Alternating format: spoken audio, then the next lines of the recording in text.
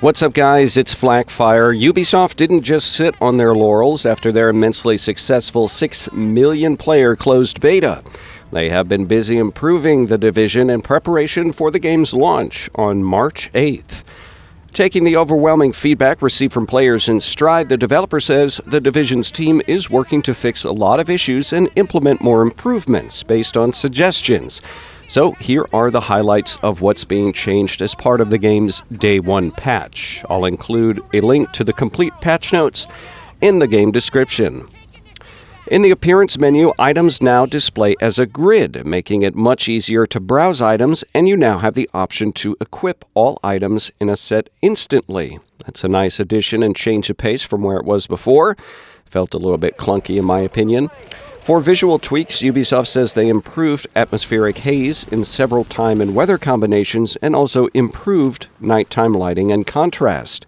There will also be changes to the in-game mega map, like the addition of a mission overview, and contaminated zones will now display the required filter level on the mega map, which is pretty nice if you're headed to one of those zones, and at least now you'll know if you've got the proper gear or not. For changes in open-world gameplay, field data with audio will automatically play when you pick them up. The number of crafting materials obtained from loot crates has also been significantly increased, and the icon for landmarks in the Dark Zone has been changed and now indicates if non-player enemies are present or not. For other gameplay improvements, Ubisoft added information to the in-game loot pickup user interface that displays why an item can't be picked up, which is pretty nice. The deployable turret no longer targets non-rogue players and does not damage neutral players caught in the line of fire.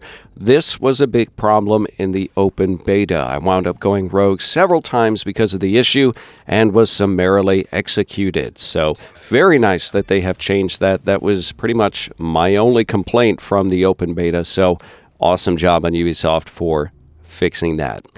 Another addition, skill modifiers have been added directly to gear, whereas they were previously only available on gear mods. Ubisoft is also living up to their pledge to create an even playing field for all gamers in The Division. They fixed glitches that could be exploited by players to gain an unfair advantage in the game, like invisibility, shooting through walls, and other exploits. Ubisoft also extended server-side checks to detect any illegal actions from the game client, limit their impact, and track down their perpetrators. So, if you play The Division improperly, The Division is coming for you. Ubisoft also increased overall stability, made localization adjustments and bug fixes, and added some minor polish. So, what do you think about these changes for the game's launch? I'm very happy to see these fixes before launch, especially the one fixing that turret issue that I talked about. If you guys are still trying to get prepared for The Division coming up on March 8th, I'll put a link here on the screen for my tips and tricks video. In the meantime, like, share, subscribe, and thanks for watching. Successful extraction complete.